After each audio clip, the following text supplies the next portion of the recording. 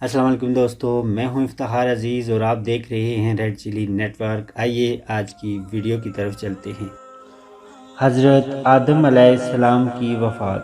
حضرت آدم علیہ السلام کی وفات جمعہ کے دن ہوئی تھی۔ آپ کے لیے حنوط اور کفن فرشتے جنت سے لے کے آئے تھے۔ حضرت آدم علیہ السلام نے اپنی وصیت حضرت شیث علیہ السلام کے حوالے کی تھی۔ ان کے پاس یہ بھی ایک بڑا اعزاز ہے۔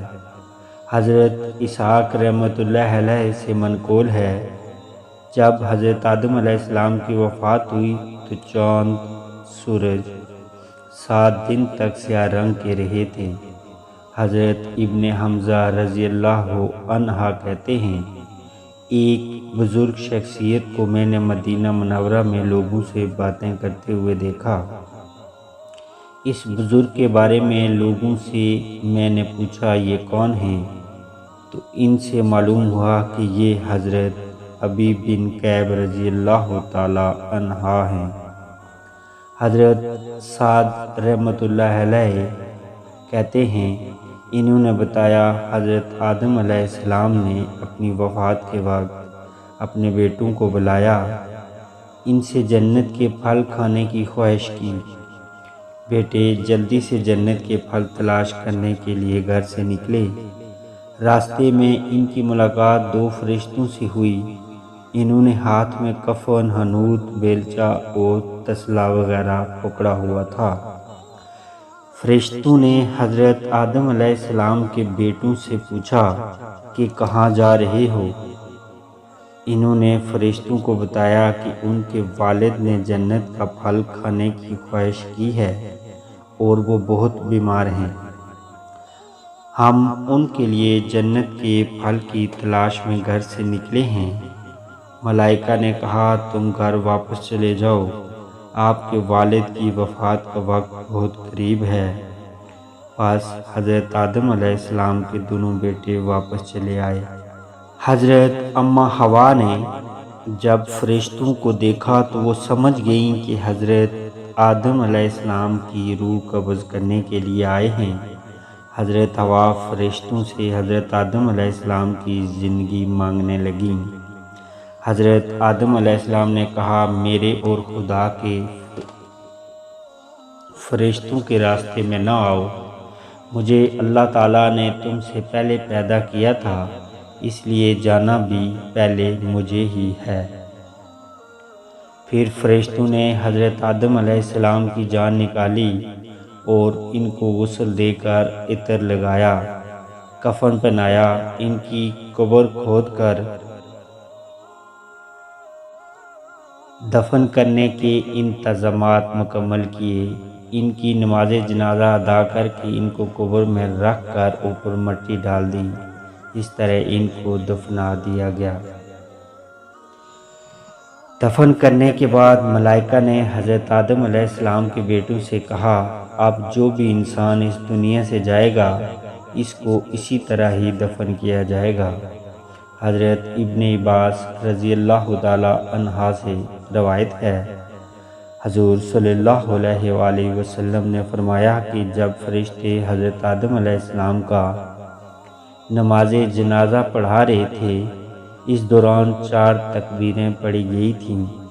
جب حضرت ابو بکر صدیق رضی اللہ تعالی عنہ کی نماز جنازہ پڑھائی گئی تو آپ کی نماز جنازہ حضرت عمر فاروق رضی اللہ تعالی عنہ نے پڑھائی تھی۔ آپ نے بھی حضرت ابو بکر صدیق رضی اللہ تعالی عنہ کی نماز جنازہ میں 4 تکبیریں پڑھی تھیں۔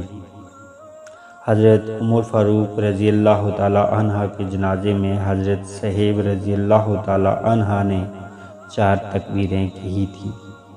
حضرت آدم علیہ السلام کی تدفین کس جگہ پر کی گئی ہے، اس میں کچھ اختلاف ہیں۔ مشہور تو یہی ہے کہ ہندوستان میں ایک پہاڑ ہے، اس کے نزدیک آپ کی قبر ہے۔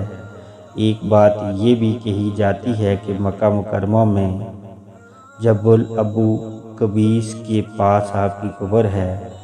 حضرت ابن جریر رحمۃ اللہ علیہ سے منقول ہے جب حضرت نوح علیہ السلام کی قوم کو خدا کے عذاب نے آ پکڑا تھا، اس وقت حضرت نوح علیہ السلام نے حضرت آدم علیہ السلام اور حضرت اماں حوا علیہ السلام کی تابوتوں کو اس جگہ سے جہاں ان کو دفن کیا گیا تھا نکال کر بیت المقدس میں دفن کر دیا تھا۔ ابن عساکر رحمۃ اللہ علیہ نے دوسرے علماء سے روایت کیا ہے، حضرت آدم علیہ السلام کا سر مبارک مسجد ابراہیم میں دفن ہے اور پاؤں بیت المقدس کی چوٹی کے پاس دفن ہیں۔ جب حضرت آدم علیہ السلام کی وفات ہوئی تو اس سے تقریباً 1 سال بعد حضرت حوا علیہ السلام اس دنیا فانی سے رخصت ہو گئی تھی۔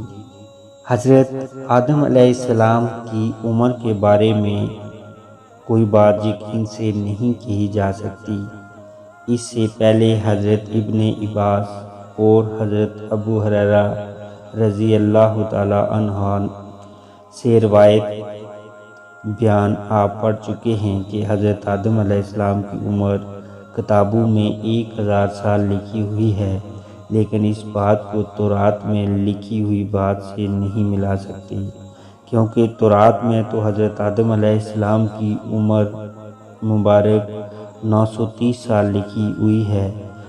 تورات پر یقین اس لیے نہیں کر سکتے کہ تورات خدا کی طرف سے اہل کتاب پر نازل ہوئی ہے اور وہ اس وقت اپنی اصل حالت میں موجود نہیں ہے۔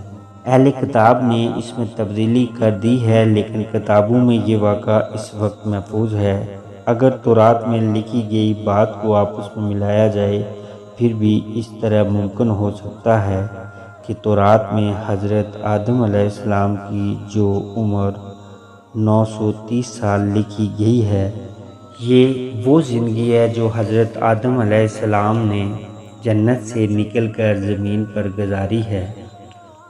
جو تاریخ سورج کے لحاظ سے بنتی ہے، اس طرح عمر مبارک 930 سال ہے، اور چاند کی تاریخ کے لحاظ سے 957 سال بنتے ہیں، اور جو زندگی انہوں نے جنت میں گزاری اس کے 43 سال بھی ملا لیے جائیں۔ ابو جریر رحمۃ اللہ علیہ کا کہنا ہے کہ اس طرح حضرت آدم علیہ السلام کی زندگی کے 1000 سال پورے ہو جاتے ہیں۔